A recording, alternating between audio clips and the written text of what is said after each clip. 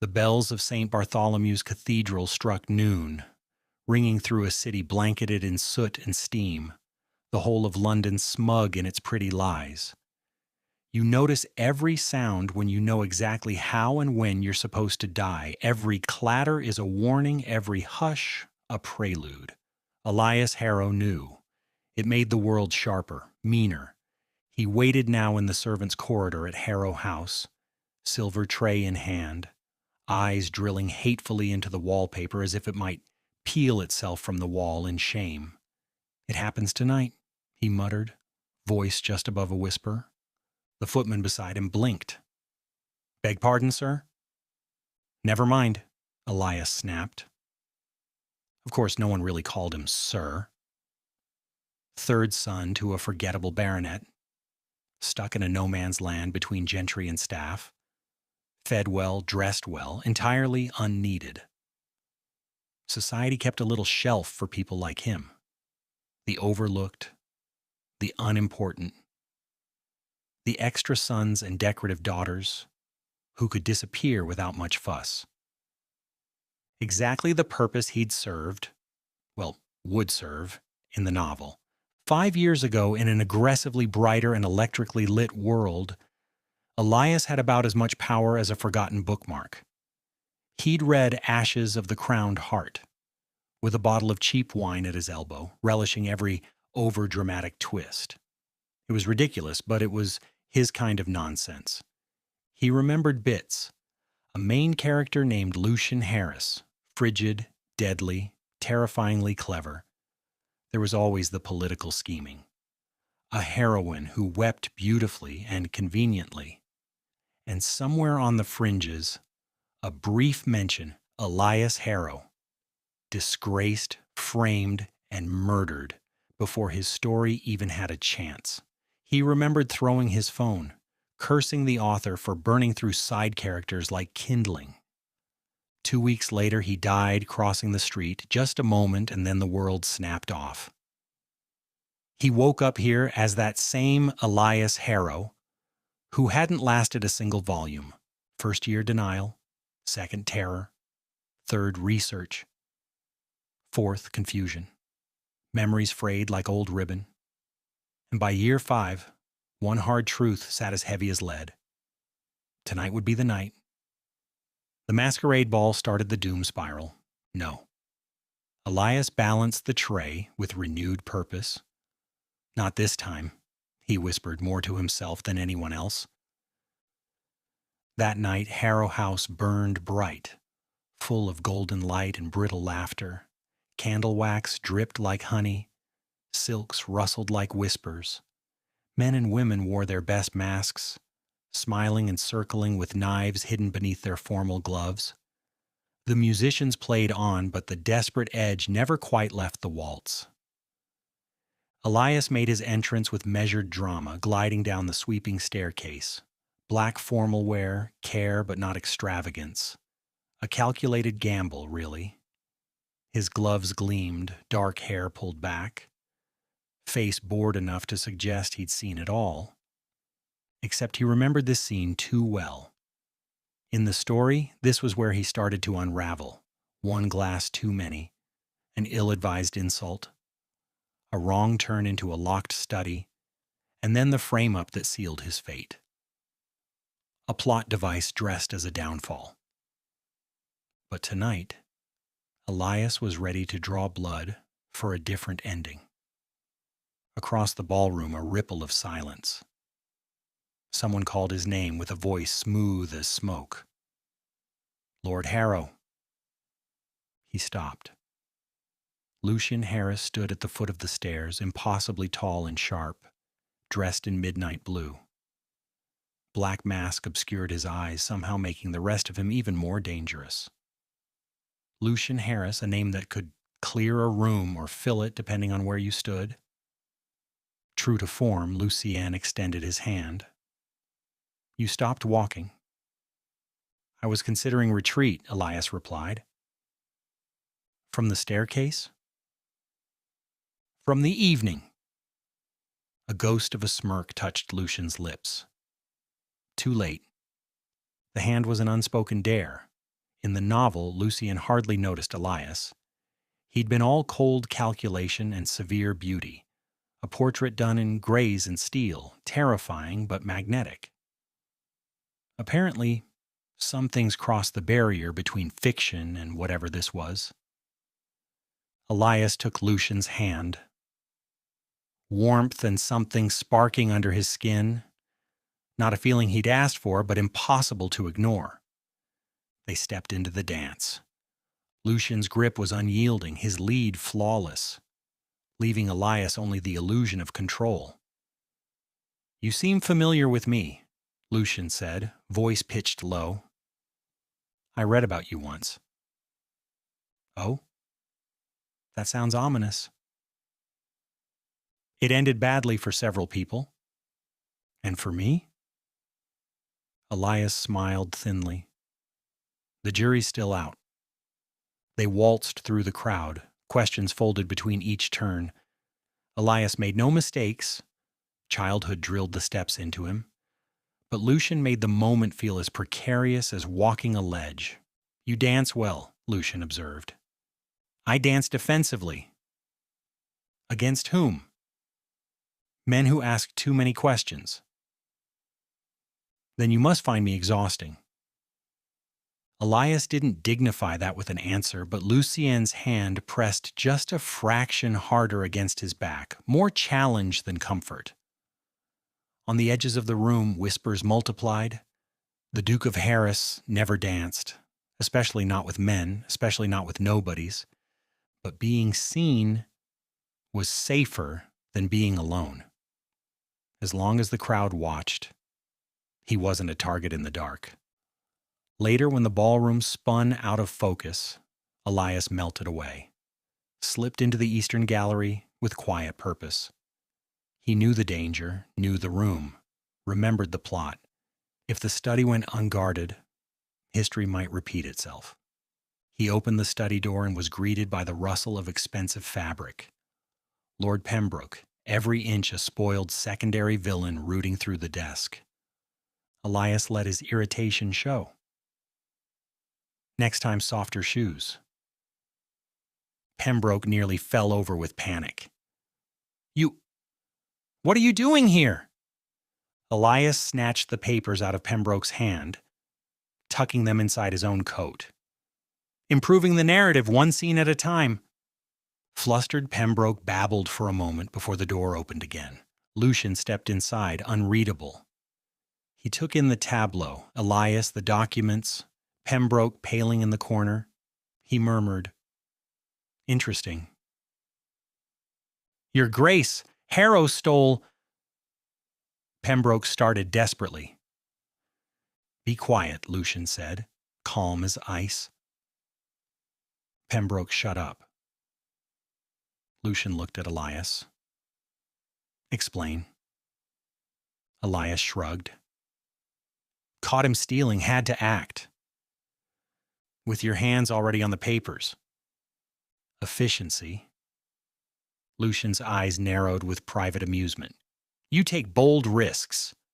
Sometimes they're the only ones worth taking." The tension broke when Lucien turned to Pembroke. "Leave London tonight. If I see you before winter, you'll regret it." Pembroke rushed out, terrified. Alone, Lucian and Elias finally exhaled. "Efficient," Elias noted. "You knew what mattered," Lucian pressed. Elias shrugged, feigning casual. "Good at patterns." "You're full of surprises." Lucian took the papers from Elias, their fingers brushing. For half a breath, everything paused. Elias's mind spun through all the reasons he shouldn't care, all the memories of pain and loss, but couldn't quite find the dregs of his old fear. "You risked your life for this," Lucien said. "Why?" Elias weighed a dozen truths. Because he wanted to live. Because he wanted to be more than a footnote. Because here, in this moment, he'd grown attached to a future just out of reach. "I'm just trying to stay alive," Elias said at last. "That's new for me." Lucian's expression softened into something that hurt to look at. Come with me. That never leads anywhere safe. Lucian's half-smile said, perhaps not. Still, Elias followed. The ride to Harris Manor was a blur. Warm carriage air, the smell of cedar and smoke. Both men held their glasses too tightly, hands trembling only a little. "Do you abduct all your guests?" Elias asked, putting bravado through its paces. Lucien poured 2 glasses of brandy, his gaze flicking up. "Just the interesting ones." "That sounds like trouble in the making." Lucien gave the smallest of shrugs. Wouldn't be worth it otherwise. They drank, silence soaking up words they couldn't quite say. Then Lucien set his glass down and fixed Elias with a look you could hang your secrets on. "You act as if you know the next move before it happens. You're 1 step ahead." "Experience," Elias lied, though not without truth. "You looked at me tonight as if you'd seen a ghost." Elias almost laughed. "Maybe I did." They went quiet until the carriage stopped. Inside, Harris Manor glittered hollow, all polished marble and chill grandeur. Lucien led Elias to a private room, stripped off his gloves, and showed his battle scars. "Sit," he said, a mix of command and request. "You give bad orders," Elias replied, taking the chair anyway. Lucien went straight to the point. "You saved me tonight." Elias blinked. Wasn't quite the intention. "Saved me just the same. Those papers were forgeries meant to implicate me in treason." That hadn't been in the book. Or had it, and he'd just forgotten. Either way, things were spinning out of script. "Seems the plot's gone rogue," Elias muttered. Lucien tipped his head. "Plot?" "Just talking to myself." Lucien leaned in, his gaze all questions and wanting. "Events keep deviating, ever since you appeared. Life's more interesting with a few edits." For a heartbeat, neither moved. Then Lucien reached out, fingers brushing hair from Elias's face. A gesture gentle enough to undo him. And suddenly it was too much. Lucien's mouth found his, urgent and hungry, and Elias clung back, as if his heart depended on it. Even after, when their breaths slowed and their pulses steadied, the world felt unrecognizable. "This is a terrible idea," Elias whispered. "Maybe.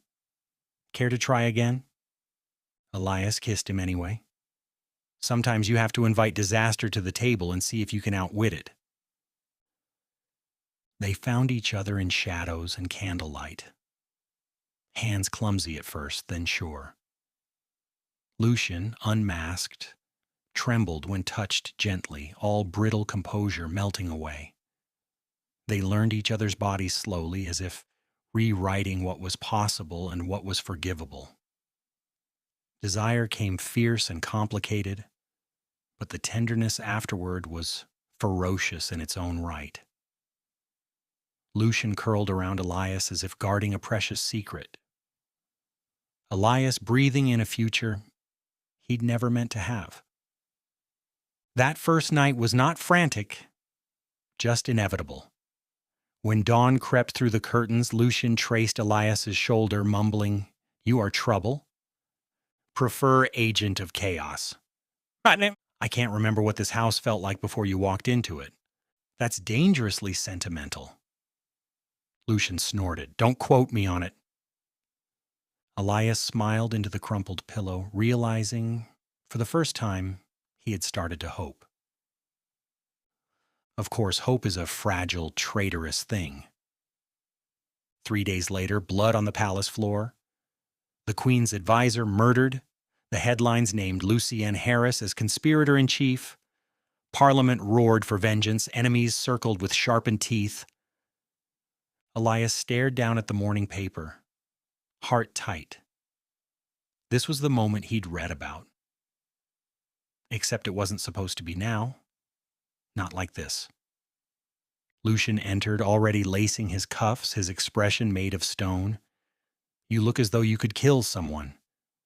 You're being framed. He inclined his head. Yes. You accept that a little too calmly. One can only be surprised so many times. Elias shoved up from the table. They're coming for you. They'll fail. Your optimism is outrageous. Lucian caught his gaze, voice softening. If it gets worse, leave, please. No. His jaw worked in frustration. You're not meant for prison cells. And you're not meant for the gallows. Just like that, Lucien's hand trembled, thumb pressing against Elias's cheek. You've become my weakness. Then let me be useful. Lucian startled him with a hard, bruising kiss. Then the front doors exploded open downstairs. Guards flooded in. The rest went by in flashes. Shouting, steel flashing in flickering lamplight. Lucian's household guards held the line, even as crowned men pushed through. Elias, of all things, grabbed a fireplace poker. Lucian drew his pistol with a surgeon's efficiency. Stay behind me, Lucian commanded. Unlikely, Elias countered. They fought room to room, inching back toward the rear gardens. Smoke, broken glass, the slap of boots. At last, Lucian thrust him into the hedge maze, hands rough, eyes wild. There's a carriage by the east wall. Go. I'm not leaving you. I'm not asking. Another kiss. This one desperate, lasting, as long as both could bear. Then Lucian pressed his signet ring into Elias's palm. If I fall, burn it all down. He vanished back into battle, leaving Elias with smoke and memory. But Elias never did know how to run. He cut through the servant passages, bribed staff with pocket change and sweet promises, blackmailed a magistrate for good measure. By daylight, he'd mapped out the real rot.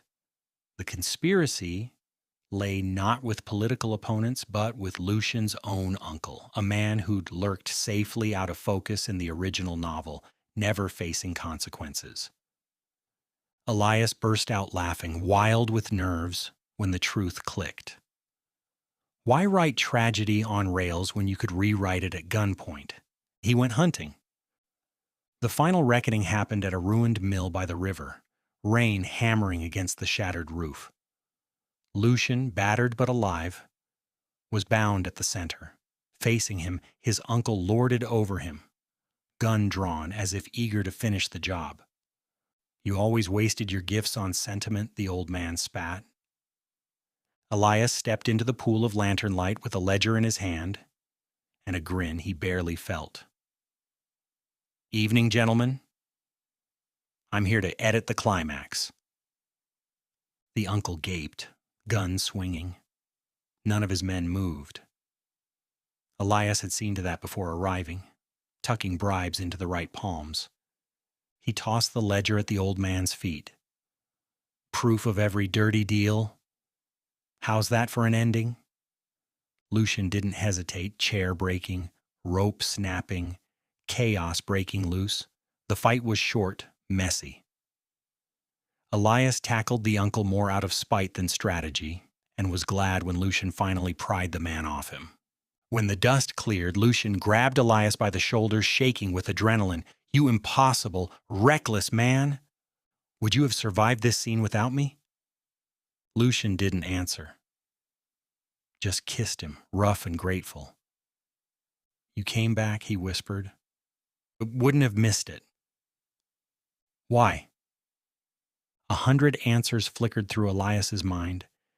Because you deserve better, because I want to, because in every version of this story I wanted you to survive. Instead, he simply said, you still owe me a dance. Lucian's answering laugh was half sob.